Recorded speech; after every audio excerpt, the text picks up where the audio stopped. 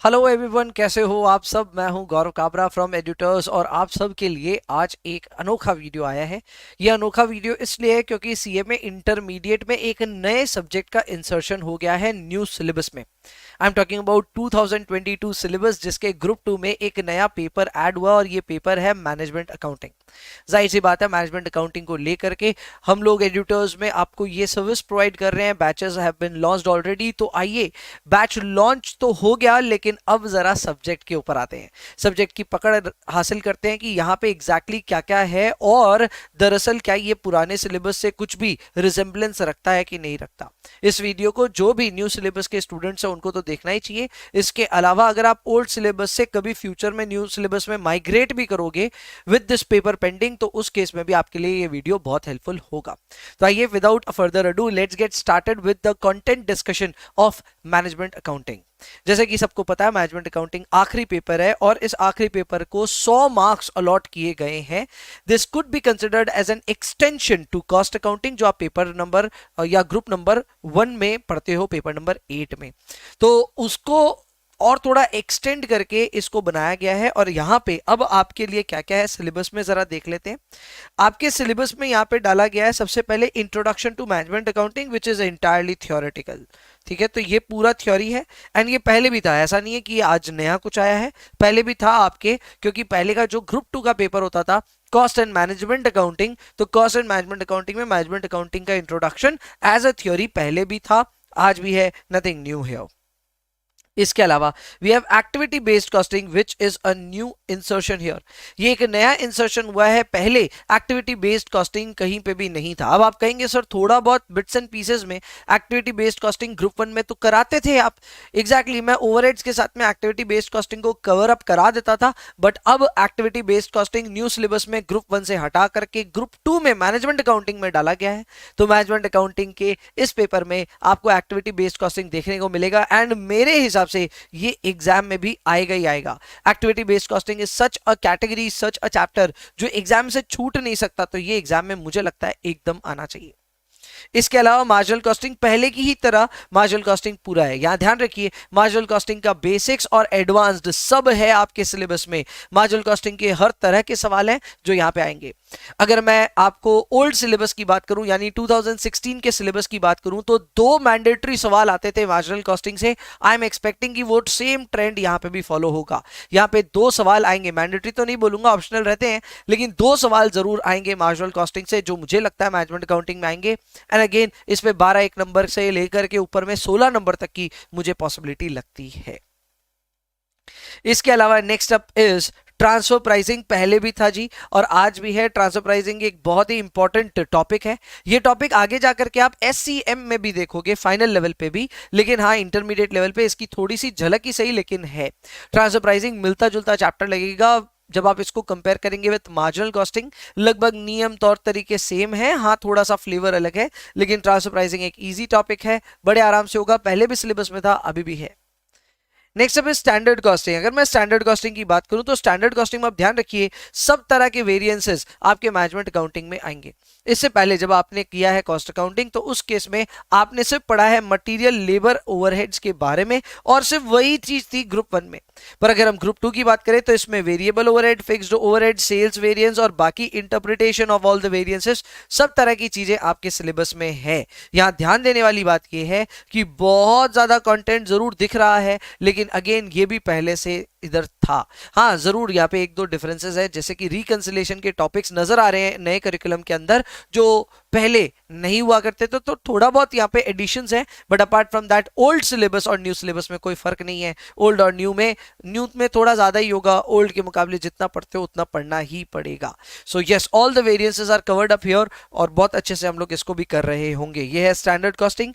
Next up is forecasting, budgeting and budgetary control. Again a chapter that was already there. Budgetary control नाम का एक chapter था जिसको यहाँ पे अगेन लिया गया है एंड सेम चीज है, यहाँ पे डिफरेंट टाइप्स के बजट बनते हैं, whether it be flexible, functional and many more. तो उन सारे बजट्स को हम लोग को यहाँ पे बनाना है, पहले भी था, अभी भी है, नथिंग न्यू।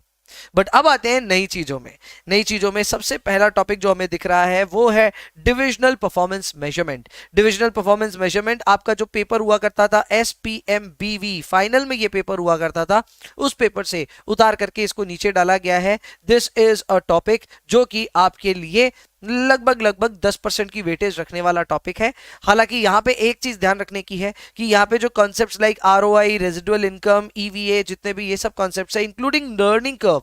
पहले लर्निंग कर्व ना किसी चैप्टर के अंदर में नहीं था, पहले बाहर अलग से एक चैप्टर था, अब इसको पार्ट ऑफ अ चैप्टर बना दिया गया है। तो ये सारे जितने प्रैक्टिकल एरियाज हैं ये सारे फाइनेंस से रिलेटेड पहले से थे। जो मैं SPMBV का रेफरेंस आपको दे रहा हूं वो सिर्फ थ्योरी के लहजे से है। सो जो थ्योरी एड अप हुई है वो SPMBV से ऐड हुई है, बाद बाकी एवरीथिंग हियर इज जो पहले से मैं कह सकता हूं FM में या फिर कम से कम SFM में पढ़ते थे वो SFM वाली चीजें यहां पे इनवाइट की गई है। हाँ, ये फाइनेंस से रिलेटेड टॉपिक्स हैं, ये बात सही है।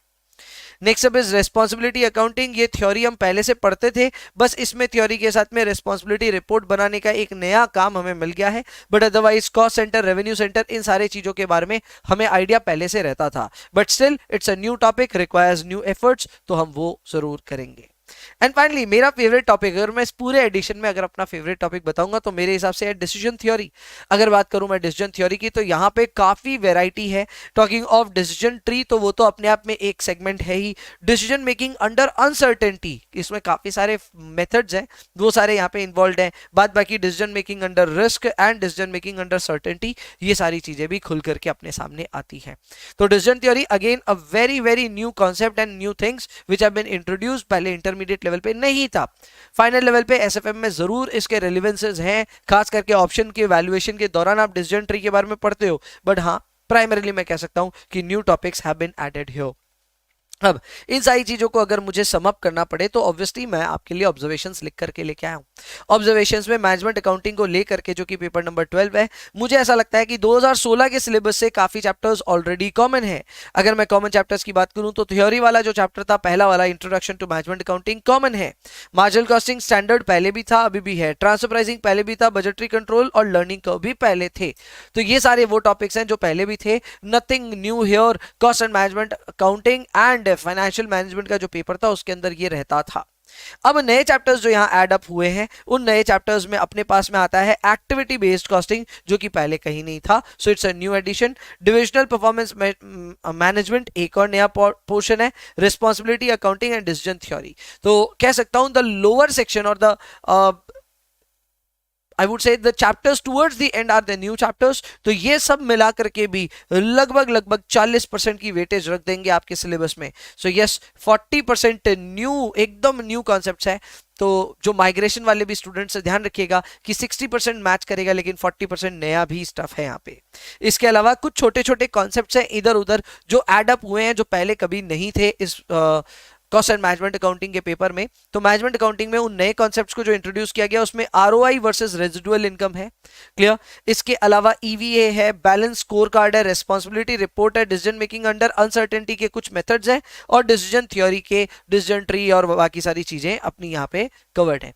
तो ये सारी चीजें मिला करके मैं कह सकता हूं कि आपका सिलेबस डिफाइन होता है मैनेजमेंट अकाउंटिंग का। एंड मैनेजमेंट अकाउंटिंग का जो डिफरेंसेस हैं with respect to the 2016 syllabus, वो भी मेरे ख्याल से मैं आपको अभी लिस्ट करा पाया हूं।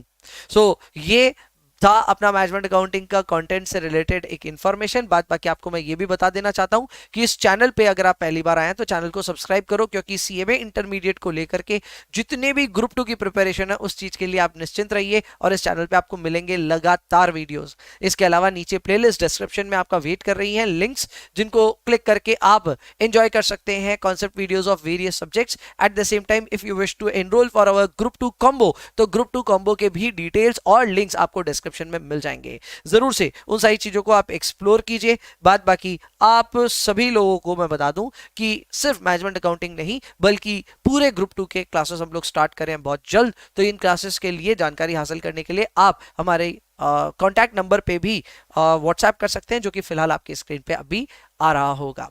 तो बस दैट्स इट, अभी के लिए इतना ही रखेंगे। I hope you had a good time. मिलते हैं नेक्स्ट वीडियो में, तब तक के लिए bye bye, take care, enjoy yourselves please, and please पढ़ाई करते रहिए।